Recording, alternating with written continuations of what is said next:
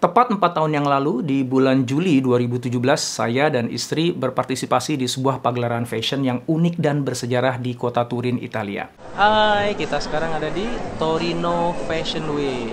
Untuk pertama kalinya, sebuah pagelaran Fashion Week dunia menghadirkan kategori modest fashion atau busana muslimah. Bahkan nggak tanggung-tanggung, dari 7 hari total durasi pagelaran, 3 harinya dikhususkan untuk modest fashion. Dan hebatnya lagi, kita diminta mengisi fashion show penutupan, yang itu biasanya diisi hanya oleh brand-brand besar dunia. Alia Khan, muslimah asal Abu Dhabi, founder dan chairwoman of Islamic Fashion and Design Council, adalah orang yang berjasa, melobi, dan menghasilkan kerjasama yang bersejarah itu. Pada 3 hari terakhir pagelaran Torino Fashion Week tahun itu, kami melihat bauran suku, keyakinan, dan gaya berbusana yang sangat beragam hadir di satu event Fashion Week. Bayangkan aja ya, dari kalangan muslim aja ada 40 desainer yang datang dari 26 negara yang berbeda. Di antaranya adalah istri saya dengan brand Nina Nugrohonya. Dan itu belum termasuk desainer-desainer dari negara barat loh. Memang sih, bagi kami yang terbiasa dengan kesopanan busana muslimah saat fashion show itu merasa aneh gitu ya ketika duduk berdampingan dengan tamu-tamu lain yang berbusana minim gitu. Kontras banget pemandangannya. Antara busana muslimah yang dipakai para model di catwalk dengan busana tamu yang hadir itu seperti datang dari planet yang berbeda gitu. Apalagi layaknya fashion show mainstream lainnya, panitia itu menyajikan wine dan beragam minuman beralkohol lainnya ya.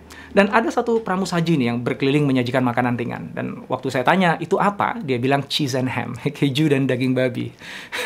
Nggak jadi ngambil ya saya ya.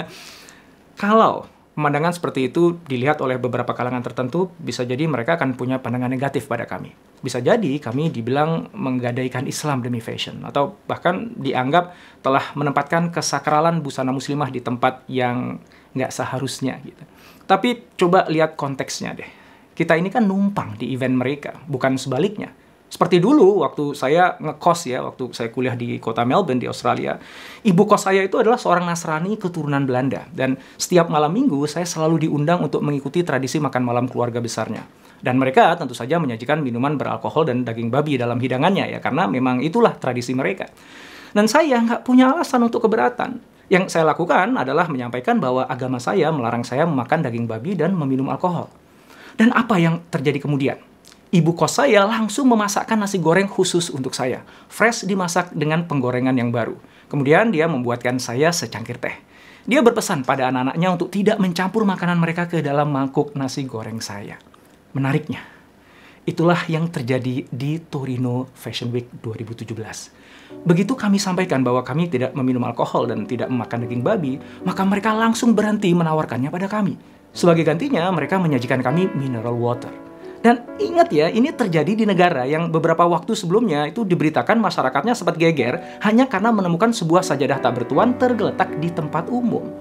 Nah, apakah kami keberatan dengan mereka yang minum alkohol dan makan daging babi saat kami menyajikan pagelaran busana muslimah kami? Ya, tentu enggak lah. Itu budaya mereka dan itu adalah rumah mereka. Di Torino Fashion Week itu saya menyaksikan sebuah pemandangan indah di mana dua budaya besar dunia, ya, Barat dan Islam yang seringkali dipertentangkan dan penuh prasangka, tampak saling menghormati dan mengapresiasi satu sama lain. Fashion telah menjadi soft language yang bisa menembus batas suku dan keyakinan serta mendobrak tembok prasangka. Keindahan busana muslimah yang kami sajikan serta kepercayaan diri para desainernya memukau bahkan para tamu yang paling skeptik sekalipun. Di penghujung acara, Claudio Azzolini, founder dan presiden of Torino Fashion Week, mempersilahkan Alia Khan untuk menyampaikan pidato penutup. In a world where we are increasingly seeing a refusal to understand, unite, and build, where we are seeing unnecessary and unproductive ideology of division, we have proven through Torino Fashion Week that the contrary yields superior results. It was because of our differences that we were able to be of value to each other. What would happen if we all reached out to something or someone that was so foreign to us, so different from us, and perhaps even something or someone that our media warned us against?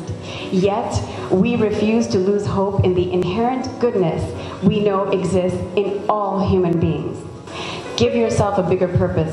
Don't deny yourself the leadership role that you were born with. Each one of us listening to this have ideas on how we can unite two different worlds together. So let now be the beginning of your fabulous project that has an important purpose, like Torino Fashion Week has proven its purpose in being the pioneer of unity between two different worlds that end up creating powerful beauty of unprecedented magnitude. Keesokan harinya, Alia cerita langsung pada saya. Dia bilang setelah acara itu, nggak sedikit orang penting Italia yang datang padanya dan berkata, "Pidatomu dan apa yang saya saksikan dalam 3 hari kemarin telah mengubah pandangan saya tentang Islam. Terima kasih telah membuka mata saya." Torino Fashion Week 2017 adalah sebuah permulaan.